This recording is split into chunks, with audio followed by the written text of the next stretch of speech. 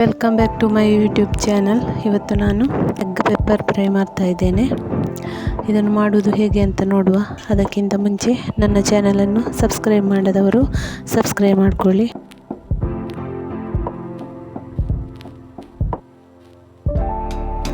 ಮೊದಲಿಗೆ ನಾನಿಲ್ಲಿ 4 ಸ್ಪೂನ್ ಆಗುವಷ್ಟು ಕಾಳು ಮೆಣಸನ್ನು ತಗೊಂಡಿದ್ದೇನೆ. ಇದನ್ನೊಂದು ತವದಲ್ಲಿ ಸ್ವಲ್ಪ ಫ್ರೈ ಮಾಡ್ಕೋಬೇಕು. ಹಾಗೂ 1 ಸ್ಪೂನ್ ಆಗುವಷ್ಟು ಜೀರಿಗೆ ಹಾಗೂ 1 ಸ್ಪೂನ್ ಆಗುವಷ್ಟು ಕೊತ್ತಂಬರಿಯನ್ನು ತಗೊಂಡಿದ್ದೇನೆ.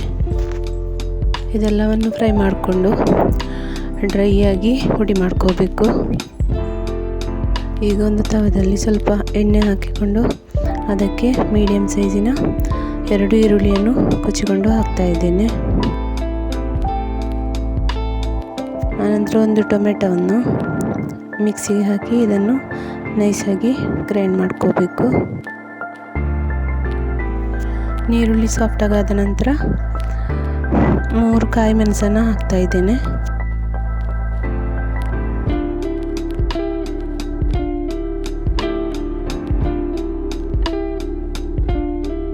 ಅನಂತರ 5 ನಿಮಿಷ ಬಿಟ್ಟು ಸ್ವಲ್ಪ ಅರಿಶಿನವನ್ನು ಹಾಕ್ತಾ ಇದ್ದೇನೆ.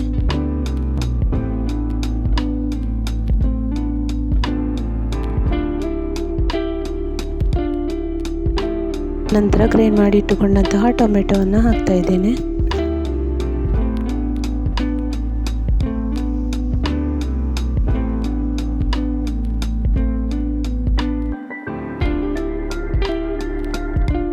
ಟೊಮೆಟೊ ಹಾಕಿದ ಮೇಲೆ ಚೆನ್ನಾಗಿ ಒಮ್ಮೆ ಮಿಕ್ಸ್ ಮಾಡ್ಕೋಬೇಕು.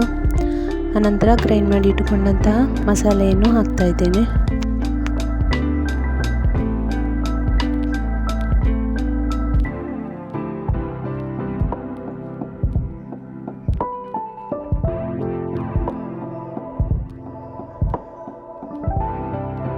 ಟೊಮೆಟೊ ಗ್ರೈಂಡ್ ಮಾಡಿದ ಅದೇ ಮಿಕ್ಸಿಗೆ ಸ್ವಲ್ಪ ನೀರು ಸೇರಿಸಿ ಅದರ ನೀರನ್ನು ಇದಕ್ಕೆ ಹಾಕ್ತಾ ಇದ್ದೇನೆ.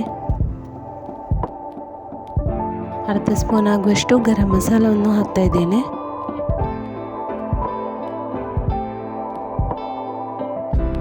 ರುಚಿಗೆ ಬೇಕಾದಷ್ಟು ಉಪ್ಪು,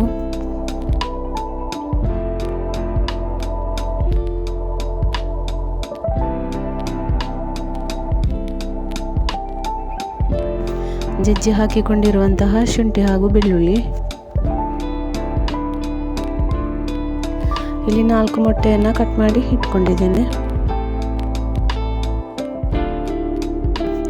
ಇಲ್ಲಿ ಪೆಪ್ಪರ್ನ ಮಸಾಲೆ ಚೆನ್ನಾಗಿ ಫ್ರೈ ಆಗಿದೆ. ಈಗ ಈ ಮೊಟ್ಟೆಯನ್ನು ಮಸಾಲೆಗೆ ಹಾಕ್ತಾ ಇದ್ದೇನೆ.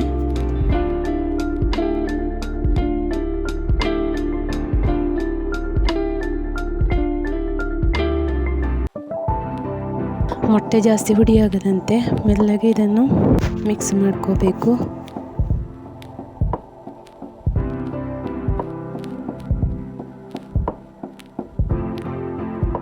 ಎಗ್ ಪೆಪ್ಪರ್ ಫ್ರೈ ರೆಡಿ ಆಯಿತು.